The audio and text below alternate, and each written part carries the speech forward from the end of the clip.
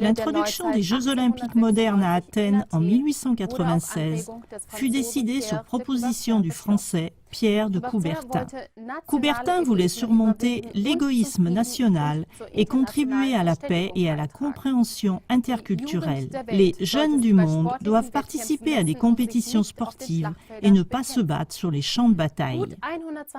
Environ 120 ans plus tard, du 8 au 25 février 2018, les 23e Jeux olympiques d'hiver se sont déroulés dans la région sud-coréenne de Pyeongchang. Mais dans quelle mesure ont-ils pris en compte l'idée olympique de Coubertin? À cette fin, deux conflits intergouvernementaux actuels avec la question de savoir si l'idée olympique tient toujours en 2018 seront examinés ci-après. Premièrement, la crise entre la Russie et l'Occident, plus que jamais politiquement endurcie.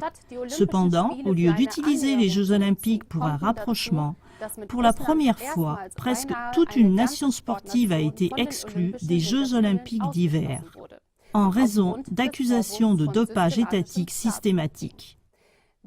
Alors que l'Occident soutient que le dopage prétendument pratiqué par l'État russe porte atteinte à la crédibilité des Jeux olympiques, la Russie nie l'existence d'un programme de dopage d'État.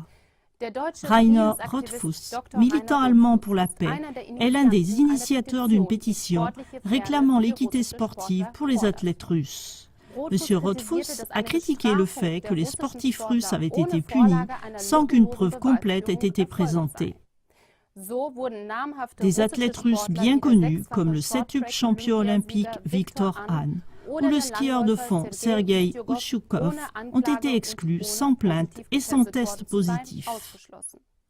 Rothfuss a dit littéralement: « Nous avons une violation très claire des principes du droit, qui sont reconnus dans tous les États en vertu de l'État de droit et dans toutes les démocraties. Dans le sport, nous avons une sorte de gouvernement mondial.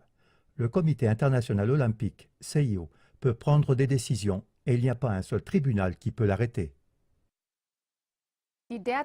Les 9500 signataires de la pétition soupçonnent une action géopolitique motivée de la part du CIO. Raison: les règles régissant la participation des sportifs russes aux Jeux olympiques d'hiver sont vues de l'extérieur comme arbitraires. Pour les signataires, cela contredit toute forme d'esprit olympique de compréhension interculturelle. L'exclusion des athlètes russes de Pyeongchang 2018 est basée sur ce qu'on appelle les rapports McLaren. Ceux-ci, à leur tour, sont basés sur les déclarations de l'ancien chef du laboratoire antidopage de Moscou, Grigori Rodchenkov, visiblement corrompu et qui se cache aux États-Unis. Cependant, la crédibilité des rapports McLaren ainsi que la crédibilité de Grigori Rodchenkov doivent être sérieusement remises en question, comme KlaTV l'a déjà souligné dans l'émission en langue allemande qui s'affiche. Au lieu d'être vraiment guidé par des motifs sportifs et olympiques, le CIO semble être influencé par la propagande politique. Mais le deuxième exemple, celui de la Corée du Nord et de la Corée du Sud, deux adversaires, montre qu'il y a une autre voie à suivre.